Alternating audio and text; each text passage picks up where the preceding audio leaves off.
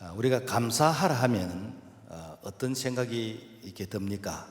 감사할 일이 있어야 감사하지요.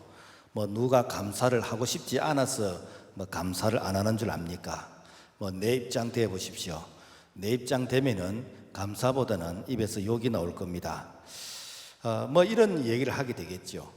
그런데 우리가 어떤 감사에서 그 조건 때문에 감사를 한다면은 감사를 할 수도 있고 안 할 수도 있는, 그래 감사가 우리의 어떤 선택, 사람마다 어떤 기준이 될 수가 있습니다. 기억을 하시는 분들이 있을지 모르겠는데 1994년 10월 달에 그 성수대교 붕괴 이 사고가 있었습니다. 이때에 약 한 49명의 사상자가 발생하게 되었는데 이때 참 많은 에피소드가 있었어요. 시내버스가 출발하려고 할 때에 이렇게 뒤에서 손을 들고 뛰어가서 이렇게 버스를 탄 사람, 뛰어갔는데 좀 걸음이 늦어서 차를 못 탄 사람, 그래서 차를 탔다 해가지고 내가 너무 자만할 필요도 없고 차를 못 탔다 해가지고 너무 억울해할 필요도 없는 것은 잠시 후에 이 성수대교가 이렇게 붕괴 사고가 일어나면서 그래서 그 앞서간 사람들의 그 불행을 보면서 내가 차를 놓친 사람이 상대적으로 이렇게 다행을 여기면서 감사를 하게 된 이런 경우가 있었습니다. 이와 비슷한 내용이 오늘 우리가 했던 성경 이 본문의 내용의 배경이 되어집니다. 본문의 배경은 이 바울이 디모데에게 교회 안에 이단들이 많이 들어와 있다. 특히 이단 중에서 영지주의라는 그런 이단이 있는데 이 영지주의라는 이 이단이 교회에 들어와서 교회를 어지럽히고 있다. 그 영지라는 건 뭔가 하면 이거는 지식이라는 그런 뜻인데 소위 말해서 영적인 계시, 영적인 지식이다라는 그런 의미가 있습니다. 그래서 이 영지주의자들은 영적인 것은 선한 것이고 물질적이고 육체는 악한 것이다라는 이런 이원론적인 이런 생각을 가지고 있습니다. 그래서 그들이 말하는 구원은 뭔가 하면은 우리 육체는 이 죄의 이런 그 요소를 가지고 있기 때문에 그래서 이 육체, 이 물질로부터 영혼이 해방되는 것, 이것이 구원이다라고 이렇게 생각합니다. 그래서 그들은 영이 맑아야 된다, 늘 그런 언어를 좀 써요. 영이 맑아야 된다. 영이 맑아지게 하기 위해서는 어떠는가? 내가 육체의 고행을 통해서, 육체의 어떤 수련을 통해서 그래서 금욕 생활을 하게 되는 것이고 또 결혼을 또 이렇게 금지하게 되는 것이고 정욕적인 그런 음식은 이렇게 배제하게 되는 것이고 그래서 이 육체의 고행을 통해서 내 영을 깨끗하게 해야 된다는 이러한 이 종교적인 신념을 가진 자가 바로 영지주의자입니다.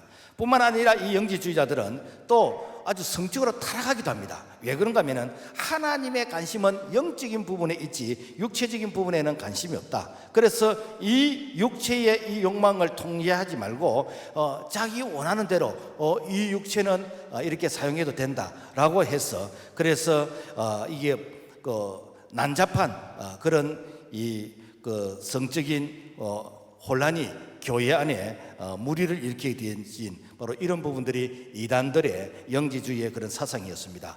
그래서 이 영지주의는 자신의 그 의로 자신의 노력을 통해서 구원을 얻는다라고 가르쳤습니다. 그 영지주의자에 포함되지 않는 사람들은 그러면 우리는 구원받기 있는 사람들인가? 라고 하면서 어떤 갈등을 겪고 있을 때에 이때에 바울이 이런 말을 합니다.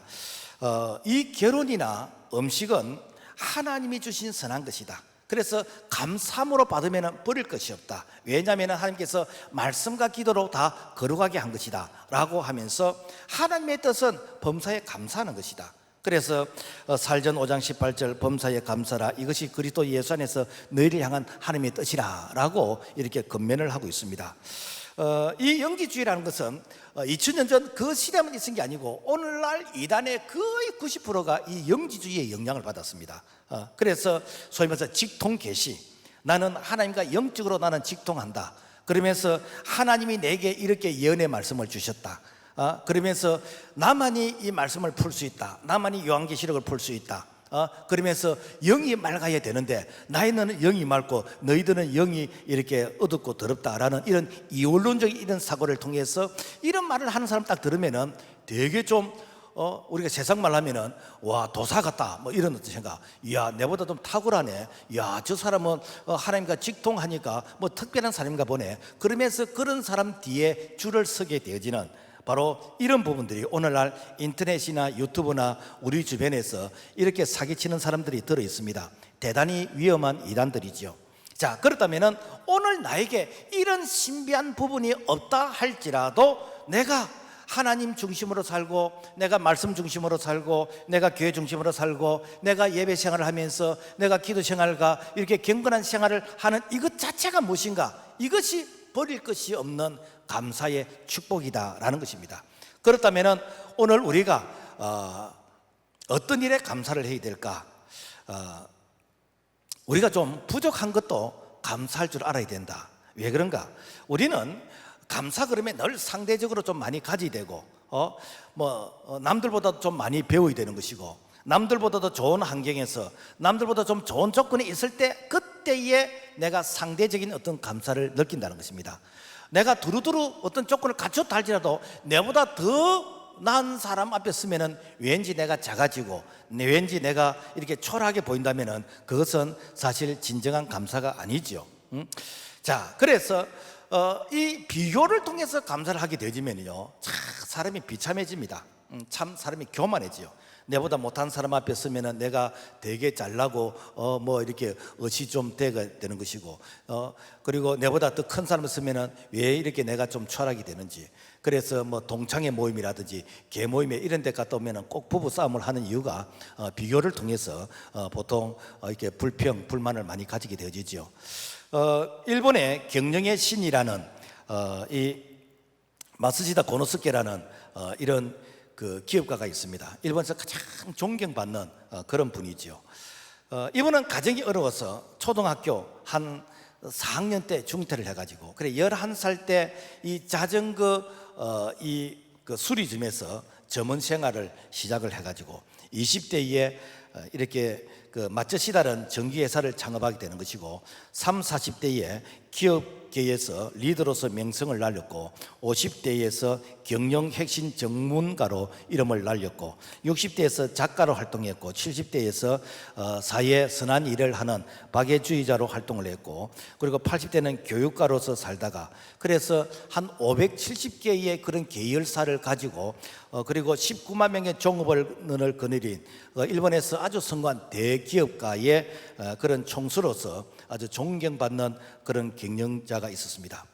어느 날 한 직원이 이렇게 물었습니다. 회장님은 어떻게 해서 이렇게 성공할 수 있었지요?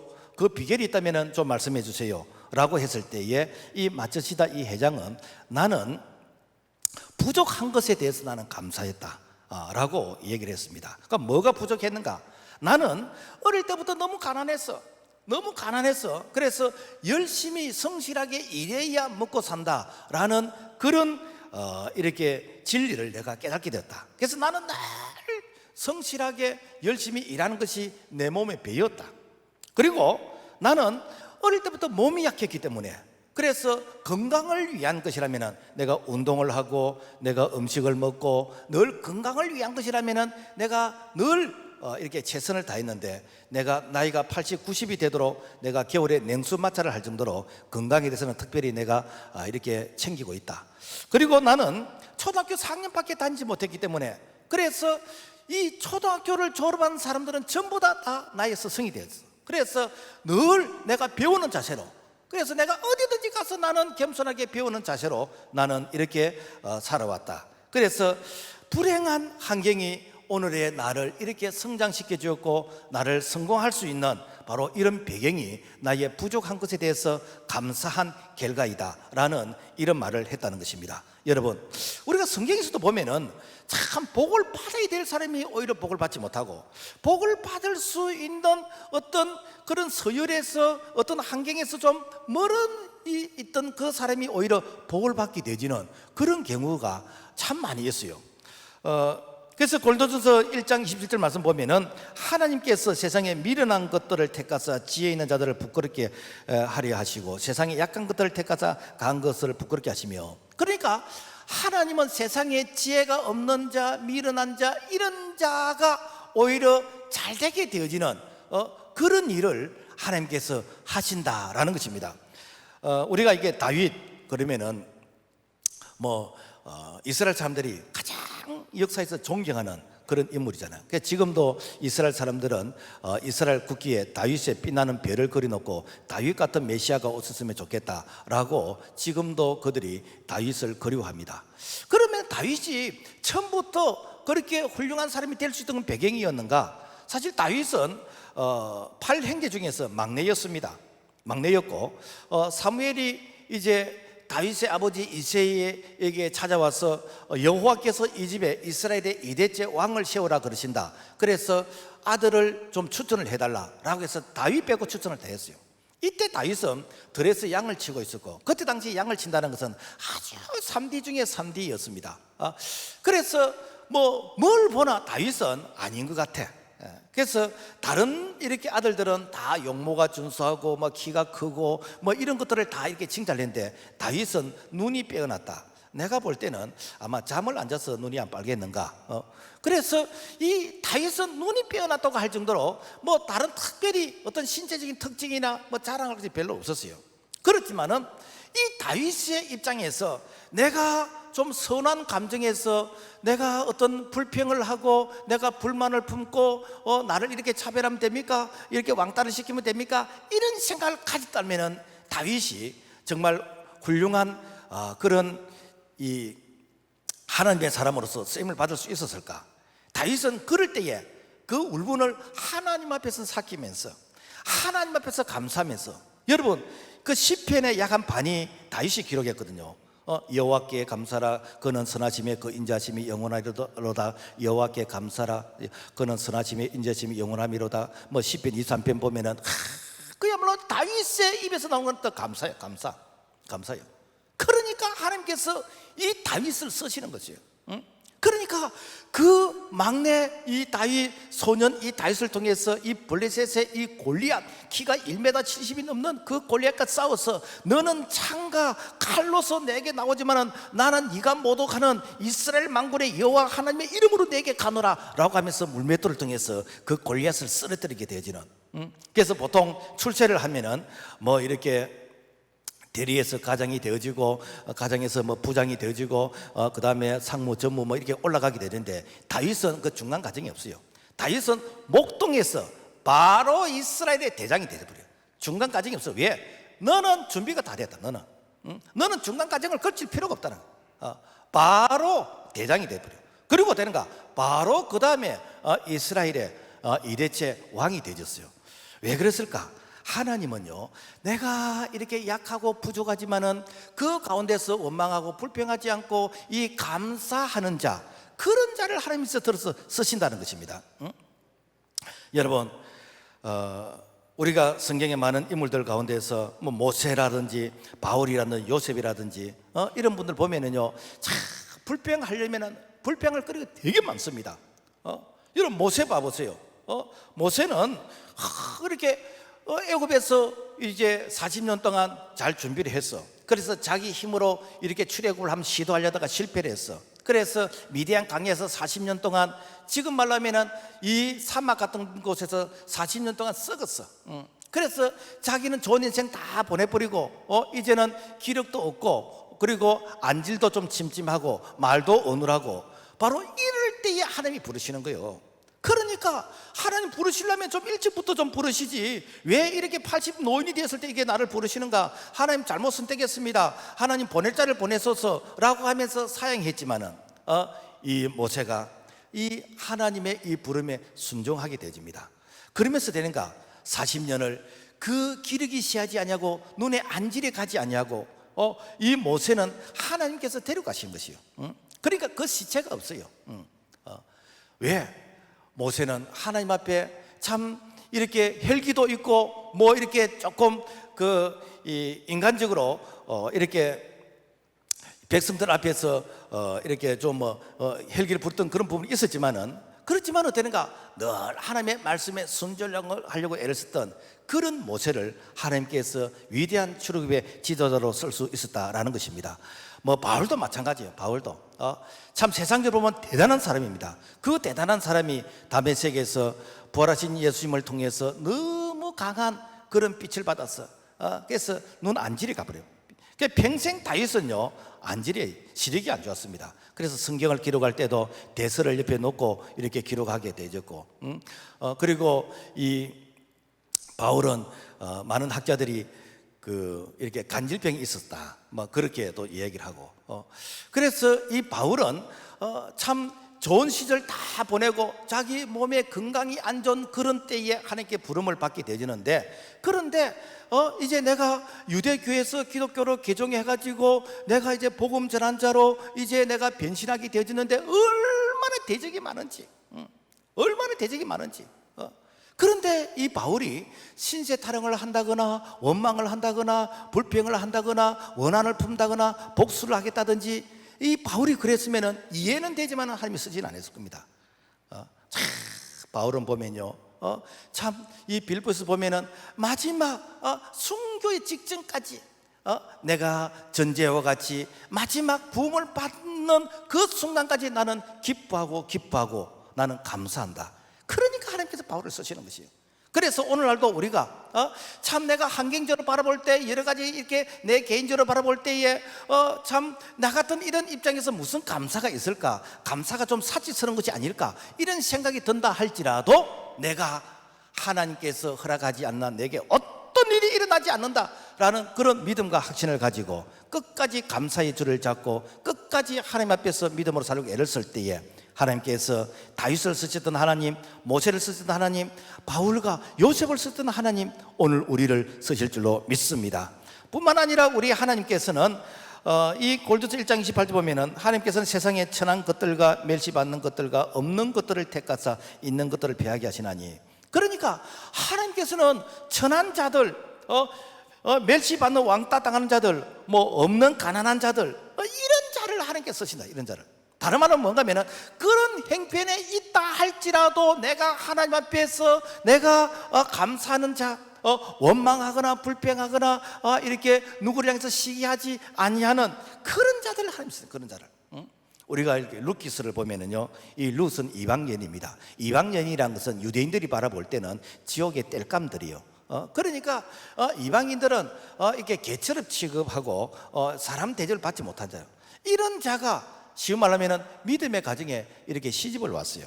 시집을 왔는데 그 시댁이 좀 잘 됐으면 얼마나 좋겠습니까? 그런데 시아버지 죽게 되지고 남편 죽게 되지고 그리고 그 시아주버님이 이렇게 죽게 되지고, 쉬운 말로 하면 그 집안에 남자들은 다 죽어버렸어요. 가분만 세 사람이 남게 되는 거예요. 그러니까 희망이 없지요. 희망이 없지요. 그래서 시어머니가 그럽니다. 며느리 아이들아, 너희들 이제 다 친정으로 돌아가라. 우리 집에는 희망이 없다. 그랬더니 큰 며느리는 돌아가 버리고 이 둘째 며느리는 어머니 그런 말씀을 하지 마세요. 어머니가 가시는 곳에 나도 가고 어머니의 하나님이 나의 하나님이 되는 것이고 죽음이 갈라놓지 않는 한 절대로 돌아가라고 하지 마세요. 여러분, 희망이 없는데 여러분 무슨 거기에 뭐 어머니를 따라간다는 겁니까? 그것도 시어머니를 따라간다랍니까? 시자가 얼마나 싫은데. 그런데 이 룻이 그 어머니가 믿는 그 하나님이 좋아서 가겠다는 거예요. 그랬더니 어떠는가, 하나님이 위로가 옵니다. 그 친척 중에서 이 보아스라는 친척을 만나게 해가지고 거기에서 이제 자녀가 태어나는데 나중에 다윗의 정조모가 되게 되지는, 예수 그리스도의 그 빛나는 영광스러운 그 계보에 들어오게 되지는 이런 영광, 이런 축복을 가지게 되었습니다. 여러분, 감사할 수 없는 조건 가운데서 감사할 때 하나님께서 무에서 유를 창조하듯이 길이 없는 곳에 길을 열어주시고 하나님께서 참 불가능을 가능하게 하시더라는 것입니다.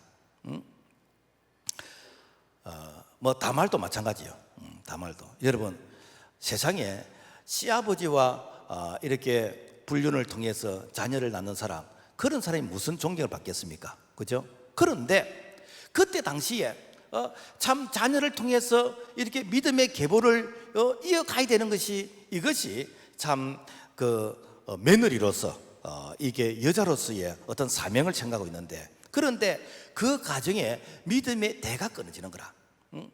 그런데 이 시아버지는 마지막 이제 아들이 있는데, 그 아들을 통해서 그때 당시는 이게 계대 결혼이라 해가지고 큰 아들이 자식이 없어 죽으면은 이제 둘째 아들이 행수와 살고, 그또 자식이 없으면은 셋째 아들이 행수와 살고, 이렇게 해서 그 대를 이어가는 것인데, 이 아버지가 아들이 하나 있는데 안 주는 거요. 그러니까 되는가? 이 다말이는 이 며느리가 이 장녀의 그런 이게 그 변장을 해가지고 그 시아버지를 통해서 이제 불륜이지만은 이렇게 자녀를 낳게 되집니다. 그러니까 나중에 이 사실을 알고 나서 어떻게 하는가? 니는 내보다도 더 이렇게 훌륭하다라고 하면서, 그러니까 여러분 이렇게 우리가 상주로 생각하면은 도저히 있을 수 없지만은, 그런 행편 가운데서도 내가 원망하거나 불평하거나 누굴 향해서 저주하거나 그랬다면 어떻게 됩니까? 여러분, 이 다말이 예수 그리스도의 족보 속에 들어오겠습니까? 들어올 수가 없는 것이죠. 우리가 예수님의 제자들 가운데에서 오늘로 말하면은 자격이 있는 제자는 가룟자밖에 없습니다.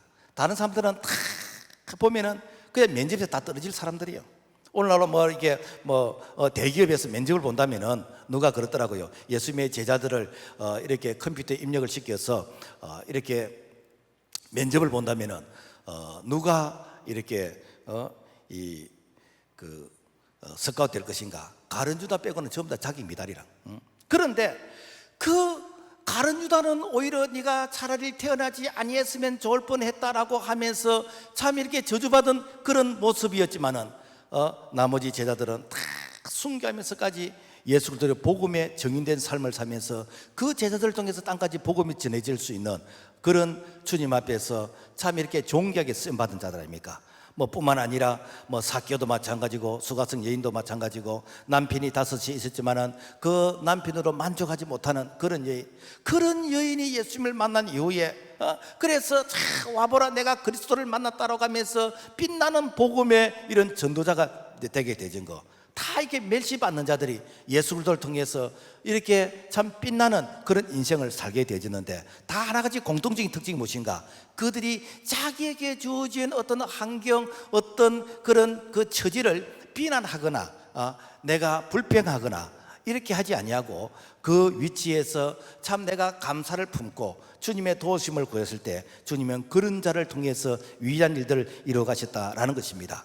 없는 자를 통해서 있는 자를 부끄럽게 하시다. 오병이의 사건도 마찬가지고, 사르밧 가보의 사건도 마찬가지고. 여러분 오병이어 봐보세요. 우리 교회 그 비전센터 벽에 저 물고기 2마리 하고 저 호떡 같은 거 이게 5개, 저게 무슨 뜻인가?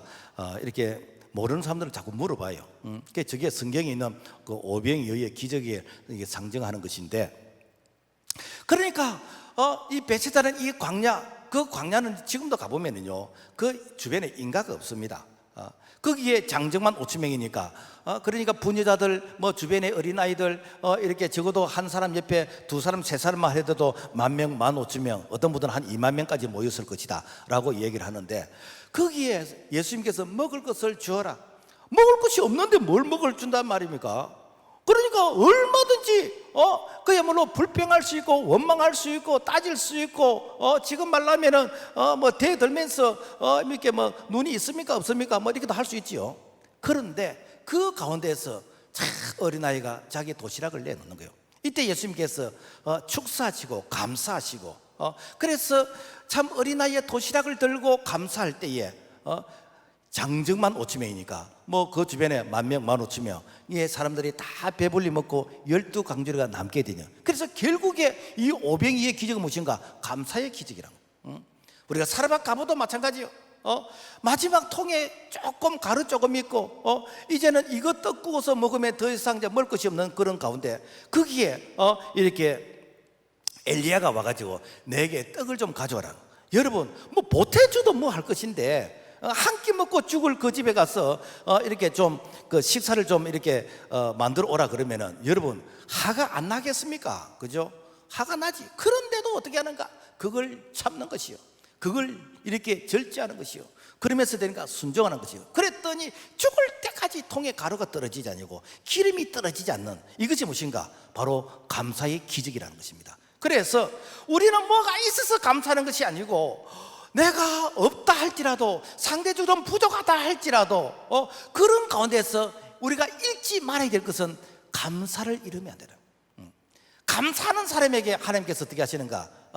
은혜를 베풀으시고, 그래서 정말 약한 자를 통해서 강한 자를 부끄럽게 하시고 없는 자를 통해서 있는 자를 부끄럽게 하시는 것은 감사하는 자에게 하나님께서 들어서 위로하시고 축복하신 줄로 믿습니다. 그 다음에 우리가 버릴 것이 없는 감사는 어떤 역경에서도 감사를 역경. 다른 말하면 어떤 불행한 그런 일에서도 감사하라는 것입니다. 부산 그 보건병원을 설립한 고 장기려 박사, 그분은 한국의 슈바이처라고 할 정도로 정말 여러 개에서 존경받는 이런 분입니다. 이분이 6.25 때 이렇게 월남하면서 전쟁이 잠시 이제 끝나면 다시 돌아갈 것이라 생각하고, 그래서 아내를 평양에 남겨두고 아들 하나만 데리고 이렇게 피난 오다시피 해서 이제 월남을 하게 되었는데, 이게 이제 휴진이 되면서 이 38선이 이제 분단이 되어 버렸잖아요. 그러니까 가고 싶어도 못 가고 또 북쪽에서 오고 싶어도 못 오는, 이렇게 해가지고 참 이렇게 평생을 살게 되어졌는데, 그래서 서울에 이제 그 모 친구가 여보게 장 박사 그렇게 살지 말고 와서 재혼을 해가지고 좀 안정적인 그런 생활을 하라고. 사실은 이제 그 얘기를 하고 싶어서 서울로 불렀어. 그래서 이제 그 얘기를 하니까 나는 아내가 있는데 내가 그럴 수 없다. 그래서 사실은 어찌 보면은 좀 그런 말을 이제 들으니까 아마 좀 이게 흥분이 돼가지고 아마 마음에 어떤 감정 조절이 안 된 것 같아. 그래서 이 계단에 이 발을 잘못 디뎌가지고 이렇게 넘어져서 그래서 크게 다치게 되었습니다. 자, 여러분요, 내가 다쳐가지고 병원에 입원해 있으면은 어떤 생각이 들겠습니까? 그죠? 내가 잘못한 것도 없는데 내가 이렇게 다쳐가지고 내가 얼마나 몸값이 비싼데 내가 지금 환자를 진료를 해야 되는데 이런저런 생각이 안 들겠습니까? 그런데 이 장기려 박사가 병원에 입원해가지고 참 하나님 앞에 참 감사를 했는데, 그 감사가 무엇인가? 여태까지 내가 살은 것이 내 힘으로 살은 게 아니네. 내가 조금 한눈 파니까 그야말로 이렇게 굴러가지고 이렇게 다리를 다치고 이렇게 했는데, 여태까지 살은 것이 하나님의 은혜였구나 라고 하는 그 하나님의 은혜를 이렇게 발견하게 되지고 감사를 했다는 겁니다. 또 내가 그동안 바쁘다는 이유로서 내가 이렇게 친구나 친척을 찾아가서 만나지 못했는데 내가 아프다니까 그분들이 찾아와가지고 제 발로 찾아왔어. 나는 한 곳에서 그들을 만날 수 있으니까 참 이것도 감사하다. 내가 평소에 바쁘다는 이유로 내가 참 읽고 싶은 책을 내가 못 읽었는데 내가 병상에서 마음껏 책을 읽을 수 있으니까 감사하다. 여러분, 감사는 발견하는 것입니다. 우리가 비교를 통해서 감사하려고 그러면요, 여러분, 감사할 거리가 별로 없습니다. 그렇지만은 우리가 감사는 이런 마음을 가지고 이렇게 바라보면은요, 감사할 것이 한두 가지가 아닙니다. 우리가 성경에서 보면은 그 요셉은요, 참 이렇게 그 원망 불평을 말을 하려면은 시작부터 끝까지입니다. 여러분 생각해 보세요. 이게 요셉이 형들로부터 미움을 받아가지고 그래서 물 없는 웅덩이에 빠져서 죽으라고 엉덩이에 이게 빠뜨리기도 했다가 살려달라 그러니까 죽이지는 말고 차라리 저기 인신매매로 이렇게 팔아버리자. 그래가지고 저 미디안 상인에게 이렇게 최초의 인신매매로 이렇게 팔리게 되지는, 그것도 종으로 노예로서 팔려가지고 내가 열심히 일했는데도 불구하고 억울한 누명을 쓰고 감옥에 들어가게 되지고, 내가 감옥에서도 내가 최선을 다했는데도 불구하고 그 은혜를 기억하지 아니하는. 그래서 참 하나님께서 그런 상황 가운데서도 이 요셉을 긍휼히 계시고, 그런 상황 가운데서도 원망하고 불평하려면 끝이 없는데도 불구하고 끝까지 하나님을 신뢰하니까 하나님께서 요셉을 국무총리를 세웠어요. 나중에 그 전국적으로 흉년이 들어서 이 요셉의 형들이 양식을 구하러 왔습니다. 그래서 요셉이 자기 신분을 바뀝니다. 나는 당신들이 판 내 요셉입니다. 그랬더니 13년 전에 우리가 팔았던 저 요셉이가 애국의 국무총리가 되어 있다. 우리는 다 죽었다. 그러면서 그야말로 부들부들 떨면서 어찌할 바를 모르는데, 그때 요셉이 이런 말을 합니다. 형들이여 근심하지 마소서. 형들이 나를 파는 것이 아니라 우리 하나님께서 형들을 구원하기 위해서 나를 앞서서 보내셨나이다. 여러분요, 이런 말은 내가 평소에 정말 하나님을 신뢰하는 마음, 내가 평소에 감사하는 이 마음을 품지 않으면요 할 수 없는 말들이에요. 그러니까 하나님께서 요셉을 쓰시는 것이요. 여러분, 우리가 성경에 보면은 하나님께서 그러니까 이 성공할 수 없는, 출세할 수 없는 그런 배경인데도 불구하고 이렇게 하나님께서 특별히 위로하신 자 다 공동적 특징 보면은 그들이 끝까지 감사의 끈을 놓지 않았다는 겁니다. 우리가 욥기서를 보면은 욥은 정말 그때 당시 거부였습니다. 뭐 양이 7,000마리, 뭐 낙타가 3,000마리, 소가 뭐 500개니까 한 1,000마리, 암나귀가 500마리. 그러니까 이 많은 가축을 이렇게 돌보는 또 종은 또 얼마나 많아야 되겠습니까? 그죠? 그런데도 불구하고 이 욥은 늘 겸손하게, 정직하게, 하나님 앞에서 믿음으로 살려고 늘 애를 썼어요. 그래서 이 욥은 하나님도 이 욥이 어려움을 인정해 줬습니다. 욥기 1장 8절 보면은 여호와께서 내 종 욥을 주의하여 보았느냐, 그와 같이 온전하고 정직하여 하나님을 경외하면서 악에서 떠난 자는 세상에 없느니라. 하나님도 인정한 자라. 그런데 이런 자가 하루아침에 그야말로 가축들이 뭐 죽게 되는 것이고, 종들이 죽게 되는 것이고, 그리고 그 자녀들이 죽게 되는 것이고, 그 다음에 그 아내는 당신이 믿는 하나님 저주하고 죽으라면서 악담을 하고 이렇게 도망가 버리게 되는 것이고. 여러분, 이 정도 되어지면 어떤 생각이 들겠습니까? 우리 집에서 욕이 나야 되는 거예요. A하고 C가 나와야 됩니다. 이 정도 되어지면요, 하나님 정말 계십니까? 뭐 하나님께 따지면서 좀 대들고 해야 됩니다. 그런데 욥이 뭐라고 말하는가? 욥기 2장 10절 말씀 보면은 우리가 하나님께 복을 받았은즉 화도 받지 아니하겠느냐 하고 이 모든 일에 욥이 입술로 범죄하지 아니하니라. 이게 중요해요. 입술로서 범죄하지 않아요. 여러분요, 사람은 자기 말하는 대로 삽니다. 우리가 그 사람 속에 뭐가 들어있는지 몰라. 그런데 그 사람이 말하는 걸 들어보면은 그 속에 불만이 들어있는지, 그 속에 그야말로 불평이 들어있는지, 감사가 되는지 말하는 걸 들어보면 알 수 있어요. 그런데 욥은 입술로 범죄하지 않았다. 입술로 하나님을 원망하지 않았다는 겁니다. 나중에는 욥이 병이 들었습니다. 얼마나 몸이 가려운지, 기와장을 가지고 몸을 긁어도 시원하지 않아. 그러니까 친구들이 찾아와가지고 네가 까닭없이 이렇게 화를 당하는 줄 아느냐? 네가 남 모르게 네가 죄를 많이 지어서 그렇다. 그러면서 친구들이 와가지고 자기를 향해서 정죄를 하고 자기를 향해서 막 저주를 하는 것이요. 그러니까 욥이 뭐라고 말하는가?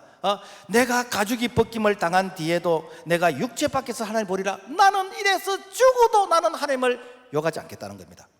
심지어는 욥이 여기 23장 10절 말씀 보면은 내가 가는 길을 그가 아시나니 그가 나를 단련하신 후에는 내가 순금같이 되어 나오리라.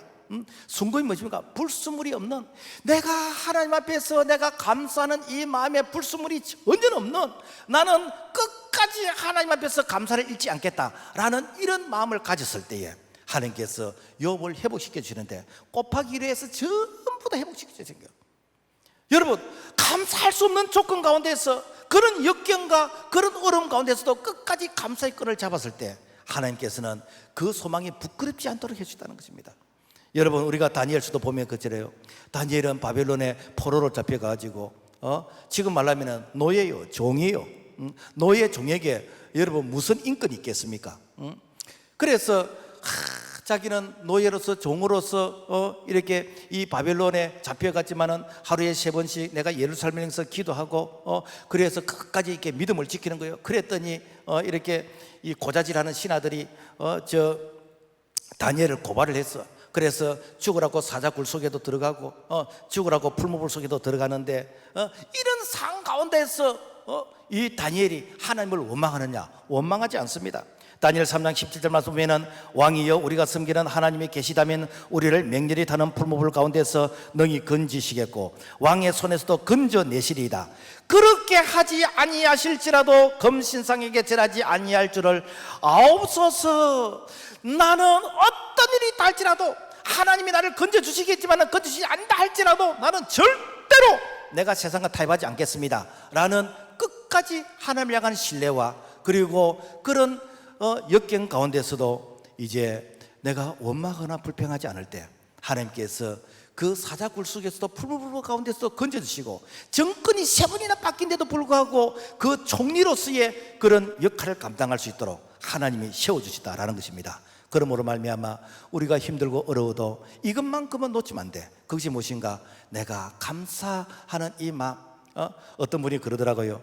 참 이렇게 때거리가 없어서 그래서 먹을 것이 없는데도 불구하고 내가 입맛은 살아있다고, 이것이 감사하다고. 여러분, 입맛마저 없어 봐 보세요.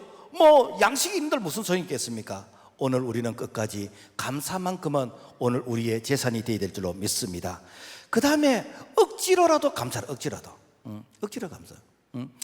2차 세계대전이 끝나고 일본의 가와가미 가이치라는 이 해군 장교가 이제 고향에 이제 돌아가게 되어졌는데, 이 고향에 돌아가 보니까요, 이 폭격을 통해서 이 고향이 완전히 그냥 잿더미가 됐어요. 쑥대밭이 됐어요. 앞으로 어떻게 살아야 될 것인가? 너무 막막한 거라. 그러니까 국가가 원망스럽고, 그야말로 모든 것이 다 원망스러워. 그러니까 사람이 불평하고 원망을 하니까 건강도 안 좋아진 거예요. 그래서 이 사람은 이렇게 불평하고 원망하니까 몸이 굳어지는, 근육이 굳어지는 뭐 그런 병이 있잖아요. 그래서 이 몸이 석고처럼 이렇게 굳어져 가게 되지는. 그래서 나중에는 이 팔도 움직이지 못하고 이 다리도 움직이지 못하고 그야말로 석고처럼 이렇게 굳어지게 이렇게 되어졌어요. 그래서 병원의 의사가 진단하기를 당신은 다른 처방이 없습니다. 하루에 10,000번씩 감사하세요. 그러니까 감사할 무슨 어떤 뭐 근거 있어야 감사를 하지요. 그냥 억지로 감사하다, 감사합니다, 감사합니다. 뭐 그런 억지로 감사하는 거예요. 한 번은 아들이 감을 2개 가지고 아버지 여기 감 잡수세요 하는데 자기가 순간적으로 그 감을 잡기 위해서 손을 내밀어서 감사합니다 하는데 그 순간 이렇게 이 마비되어 있던 이게 굳어 있던 이 팔이 이렇게 풀리면서 몸이 풀리면서 그야말로 이렇게 정상으로 돌아오더라라는 것입니다. 여러분, 우리가 감사할 수 없는 조건 가운데서 우리가 감사할 때 기적이 일어나는 것입니다. 그래서 성경은 우리에게 뭐가 있어서 감사하는 게 아니고 그럼에도 불구하고 감사하는 거예요. 우리가 하박국서 봐보세요. 비록 무화과 나무가 무성치 못하며 포도나무에 열매가 없으며 감람나무에 소출이 없으며 밭에 식물이 없으며 우리의 양이 없으며 외양간에 소가 없을지라도 나는 여호와를 인하여 즐거워하며 나의 구원의 하나님을 인하여 기뻐하리라. 지금 말하면 양식이 없어도 돈이 없어도 농사가 잘 되지 않아도 뭐가 안 돼도 나는 여호와를 인해서 감사하겠다는 것입니다. 여러분, 무슨 근거로 인해서 감사를 하겠습니까? 무슨 뭐 있어야 감사를 하겠지요. 그런데 우리가 믿음이란 게 뭔가 하면요, 믿음은 바랄 수 없는 가운데서 바라는 거, 그게 믿음입니다. 그러니까 믿음은 뭔가 하면 믿음은 내가 눈에는 보이지 않고 손에는 잡히지 않지만은 하나님이 약속하신 이 약속의 말씀이 나를 통해서 성취되어질 것을 내가 신뢰하는 거, 이게 무엇인가? 이게 믿음이요, 믿음. 그래서 믿음이 없이는 하나님을 기쁘시게 하지 못하느니 하나님께 나아가자는 반드시 그가 계신 것과 또한 그가 자기를 찾는 자들에게 상 주시는 자심을 믿어야 할지니라. 그래서 끝까지 내가 이 믿음의 줄을 잡게 되질 때 하나님께서는 반드시 상을 주신다, 보상해 주신다, 기도에 응답해 주신다. 하나님께서 그 소망이 부끄럽지 않도록 우리 하나님께서 강야에 길을 내시고 사막에 강을 내시는 그런 은혜가 바로 감사하는 자에게 하나님께서 축복해 주신 줄로 믿습니다. 그래서 여러분요, 성경의 기적들을 다 보면 무엇인가? 다 감사할 수 없는 조건 가운데서 감사를 했어요.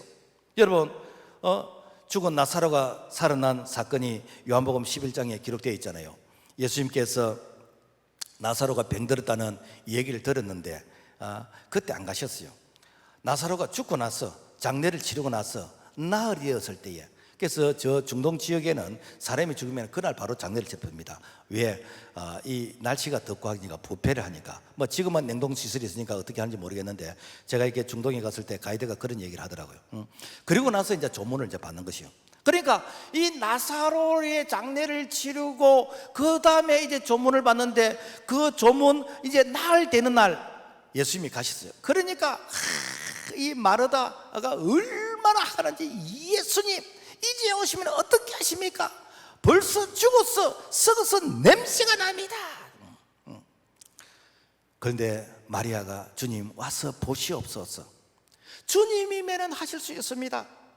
주님은 그야말로 없는 것을 있게 하시고 불가능을 가능하게 하시는 분은 주님이신데 주님은 하실 수 있습니다. 예수님께서 이 돌문을 옮겨 놓으라. 그래서 참 이해가 되지 않지만은 그 돌문을 옮겨 놨을 때 예수님이 이렇게 말씀하십니다. 아버지여 내 말을 들으신 것을 감사하나이다. 나사로가 살아난 것은요 감사의 기적입니다. 그러니까 감사할 수 없는 조건 가운데서 그 돌문을 옮겨 놓으니까 하나님 내 말에 순종한 것에 감사하나이다. 나사로야 나오라 했을 때에 그 나사로가 수족을 이렇게 동인체로 나오게 된 것입니다. 여러분 감사의 기적은 무엇인가? 불가능한 가운데서도 감사할 때 그때 기적이 일어나는 것이죠. 이스라엘 백성들이 출애굽을 했습니다. 출애굽한 목적은 젖과 꿀이는 가나안 땅에 가는 것이 바로 출애굽의 목적지입니다. 그런데 출애굽을 했는데 실제 출애굽한 세대 가운데서 가나안 땅에 들어간 사람은 여호수아 갈렙 두 사람밖에 없습니다. 모세까지도 못 들어갔습니다. 다 광야에서 죽었습니다. 그러면 왜 그들이 못 들어갔는가? 지금 말하면은 예수 믿고 구원 받았는데 하나님이 약속하신 언약의 축복은 다 받지 못했다는 겁니다. 그럼 왜 그들이 축복을 못하는가? 그들은 이 가나안 땅에서 악평했습니다. 가나안 땅에 대해서 저주했습니다. 가보지도 않고 우리는 죽었다고 했습니다. 그러니까 악평하고 저주하는 그 땅을 너는 들어갈 자격이 없어. 너는 들어가지 마. 그런데 여호수아 갈렙은 심히 아름다운 땅입니다. 과연 젖과 꿀이 흐르는 땅입니다. 하나님께서 우리에게 주신 땅입니다.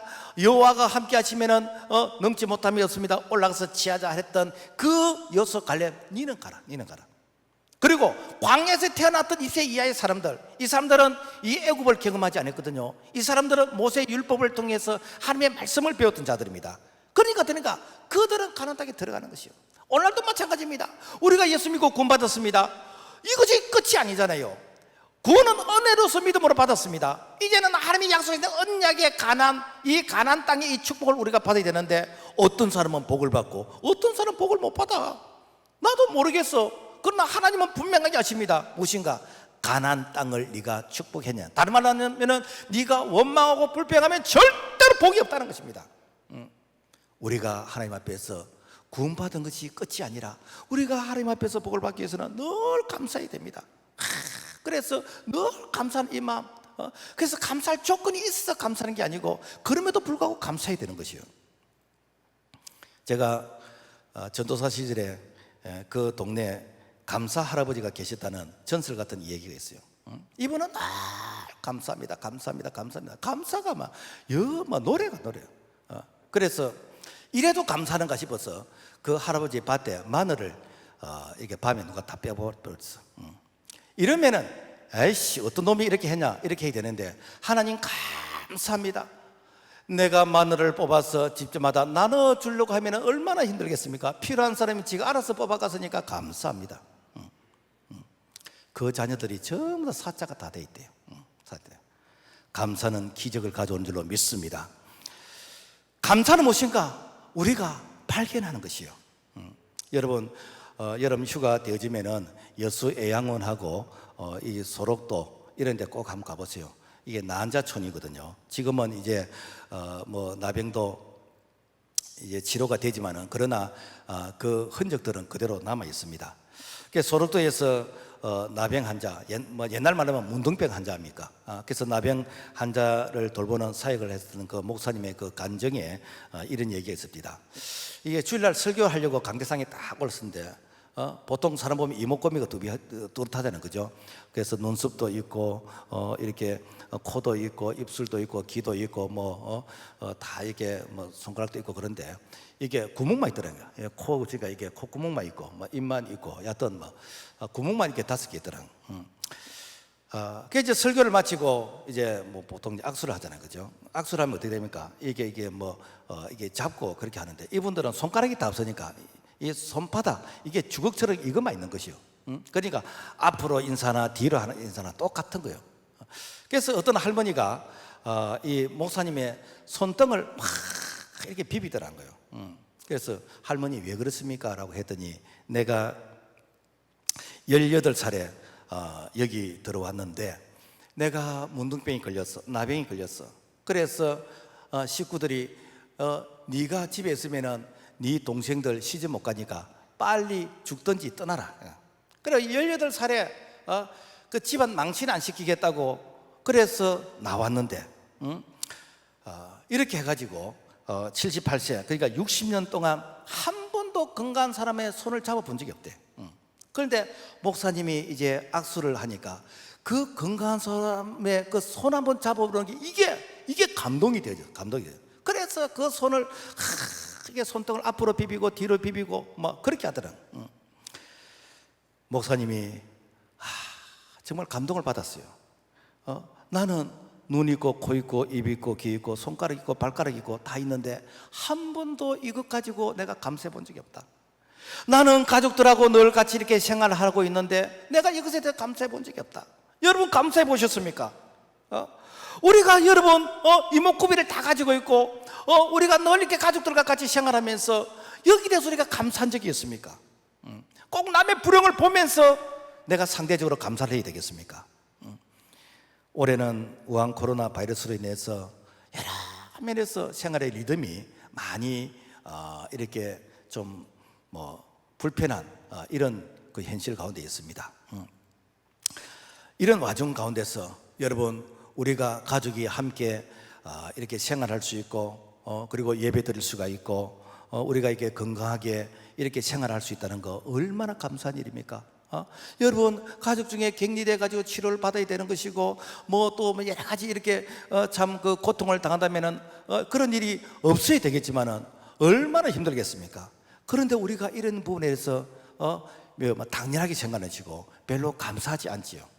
제가 지난주에 허리에 통증이 있었어. 그래서 누구한테 물어봤더니 갈배가 나갔을 수도 있고 또 여기하고 간하고 연결되어 있기 때문에 간이 안 좋을 수도 있고 또 몸 어디가 안 좋을 수도 있고 가만히 들어보니까 이게 겁나는 거더라고요. 그냥 단순히 이게 허리 아픈 게 아니고 그래서 우리 교회 의사 집사님이 계시는 병원에 가서 그래 이제 엑스레이도 찍고 결과가 참 궁금하더라고요. 그래 봤더니 이게 이 갈뼈가 이렇게 나갔다 그러더라고. 그런데 그 순간 되게 감사하더라고. 왜? 간이 안 좋다 소리 안 했기 때문에. 다른 거 안 좋다 소리 안 했기 때문에. 또 다른 것은 입원해야 되잖아요. 입원해야 되잖아요. 우리 장로님은 이렇게 축구하다가 발을 뼈가 이게 거미 가지고 2주 동안 입원했잖아요. 저는 뼈가 부러져도 입원 안 했습니다. 걸어 다닙니다. 그런데 더 감사한 게 있습니다. 7월 첫 주 맥주 감사주일인데 감사금을 얼마를 할까? 그래서 늘 속으로 고민하고 있었는데 와 보험금이 나온다더라고. 그것도 보험을 2개 들어놨는데 하나는 조금 나오고 하나는 많이 나온다더라고. 우와 이게 맥주 줄 때 하나 부러지고 추석감도 하나 부러지고 붙다가 다 또 떨어지면 되잖아요. 이게 감사하더라고요. 여러분 우리가 평소에 감사해 보셨습니까? 그죠? 우리가 평소에 감사해 보셨습니까? 우리는 건강했잖아요. 근데 건강할 때 이렇게 감사를 모르고 꼭 갈뼈가 부러져야 감사하겠습니까? 왜 우리가 감사에 인색합니까? 감사의 수준이 축복의 커틀라인이라면 여러분 어떻게 하시겠습니까? 성경은 사람이 무엇으로 심었든지 심은 대로 건다겠습니다. 감사의 씨앗을 심으면 감사의 열매가 맺게 되지는 것입니다. 우리가 요즘 교회에서 토요일마다 집사님들이 교회 나오셔서 참 봉사하시는데 정말 제가 봐도 감동이 되어져요. 나는 저때 저리 안 했는데 정말 감동이 되어져. 그런데 분명한 것은 우리가 몸으로서 봉사하면 하나님께서 건강의 축복을 주십니다. 반드시 심은 대로 거두게 하십니다. 우리가 복음의 씨앗을 심게 되어지면 하나님께서 이 마가복음 10장 28절에 3절 내가 이 땅에서 100배의 복을 주고 내세 영생을 얻지 못할 자가 없게 하시고 궁창에 별같이 섰다가 되게 해주시고 뿐만 아니라 우리가 하나님 앞에서 이렇게 11절을 심게 되어지면 하나님께서 누르고 늘어 넘치게 안겨주시겠다고 했습니다. 그래서 반드시 심은 대로 거두게 하시는데 오늘 우리가 감사를 심으면요, 하나님께서 감사 열매를 맺게 하시는 것입니다. 하나님께서 이스라엘 백성들에게 특별히 감사하라라고 이렇게 이 명령을 하시면서 대못을 박아놓은 것이 있습니다. 이게 무엇인가?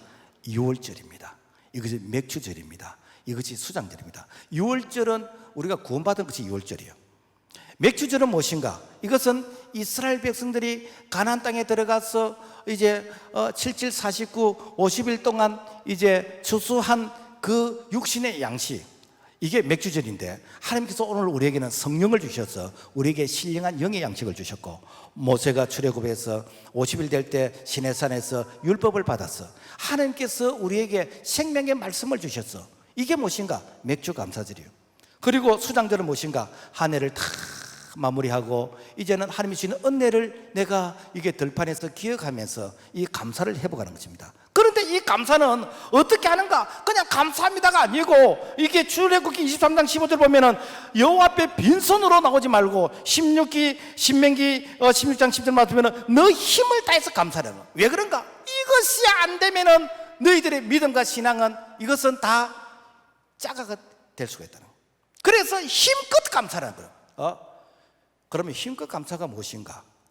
하나님께서 너희들에게 11조 하지 11조 수준의 힘껏 감사하는 거죠. 이것이 무엇인가? 3대 절기에 대한 하나님께서 감사인 것이고, 왜 하나님께서 이 절기를 지키라고 말씀하셨는가? 너희의 본물이 있는 곳에 너희의 마음이 있기 때문에 너희가 하나님의 은혜를 기억하느냐, 너희들이 하나님 앞에서 너희들이 믿음으로 살린다는 것을 너희들이 확증하기를 원하는가? 그러면은 너희들이 감사를 해봐라. 내가 감사하는 자에게 내가 다시 돌려주마. 이것이 무엇인가? 하나님께서 우리에게 이 절기를 통해서 감사하라라는 것입니다. 말씀을 맺겠습니다. 성공과 행복의 비결이 무엇일까? 여러 가지가 있지만 그 중에 확실한 것이 무엇인가? 감사하는 것입니다. 감사도 범사에 감사하는 것입니다. 감사도 디모데전서 4장 4절 하나님께서 지으신 모든 것이 선함에 감사함으로 받으면 버릴 것이 없다. 그래서 우리가 모든 범사에 우리가 감사함으로 우리가 나아가게 될 때에 하나님께서는 정말 역경 가운데서도 참 이렇게 별거 아닌 것 가운데서도 감사하는 자를 통해서 위대한 하나님의 기적 같은 그런 축복이 오늘 우리 모두에게 임할 수 있기를 주님의 이름으로 축복합니다. 하나님 아버지 감사합니다. 우리는 늘 비교를 통해서 남의 불행을 보면서 상대적으로 다행이다라고 하면서 참 감사했던 이기적인 부분이 많이 있었는데, 하나님 용서해 주시옵소서. 하나님 정말 우리가 생활 가운데서 참 이렇게 연약한 가운데서 또 여러 가지 역경 가운데서 시련 가운데서도 끝까지 이 감사를 이렇게 놓치지 않는 그런 하나님 앞에서 끝까지 감사로서 우리의 믿음과 신앙을 이렇게 인정받는 우리의 수준 있는 성숙한 모습이 되도록 도와주옵소서. 믿고 감사를 드리며 예수님 이름으로 기도합나이다. 아멘.